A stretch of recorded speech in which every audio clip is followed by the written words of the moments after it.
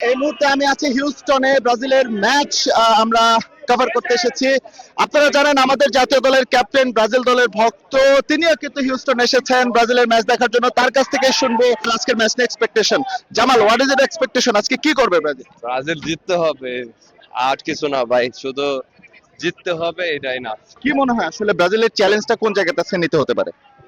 Challenge হচ্ছে জাপানতে অনেক ভালো team, one of the best in Asia. So আর ওরা কালেক্টিভলি ওরা অনেক ভালো, আর ওরা অনেক খুব রানিং করে, খুব ডিফিকাল্ট টিম টু বিট। কিন্তু আজকের ম্যাচে ভিনির কাছ থেকে আসলে প্রত্যাশা কি? আশা করি উনি একটু গোল করবে। ব্রাজিল কত দূর যাবে? ব্রাজিল জিতবে ভাই। মেসির খেলা দেখে কি মনে হলো এবার? মেসি তো গোট ভাই। কোনো ডিবেট আছে রোনালদো আর মেসির মধ্যে ওয়ার্ল্ড কাপের পর? কি মনে হয় আর কোনো ডিবেট থাকা উচিত? মেসি যেটা প্রুভ করছে এটা খুব রেয়ার। ম্যাচ শুরু হয়ে যাচ্ছে, অল্প কিছুক্ষণ সময় রয়েছে। আমরা ছিলাম আমাদের জাতীয় দলের ক্যাপ্টেন জামাল ভুঁইয়ার সঙ্গে। হিউস্টনে তিনি এসেছেন ম্যাচ উপভোগ করার জন্য। আসলে ব্রাজিল ফুটবলের পার ভক্ত হচ্ছেন জামাল, বাংলাদেশ থেকে ছুটে এসেছেন। জামাল, আর কোন কোন ম্যাচ দেখবেন? 3 তারিখ একটা খেলা আছে, ওইটাও দেখবো। এক্স্যাক্টলি, আসলে জামাল একটু তারার মধ্যেই রয়েছেন।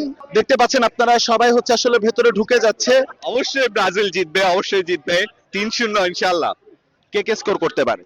Vini junior, Kunia, Neymar. নেইমারকে score করার জন্য আমরা দেখার জন্য আমরা মুখিয়ে আছি। সো হোপফুলি আজকে নেইমার মাঠে নামলে স্কোর করবে। বড় টিমকে আমি অলওয়েজ সাপোর্ট করি। Brazil is a big team, they should win this thing, they should continue at least until semifinal.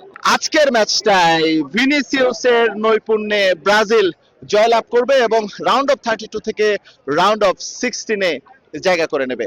Houston থেকে এস এম ইকবাল, সময় সংবাদ, যুক্তরাষ্ট্র।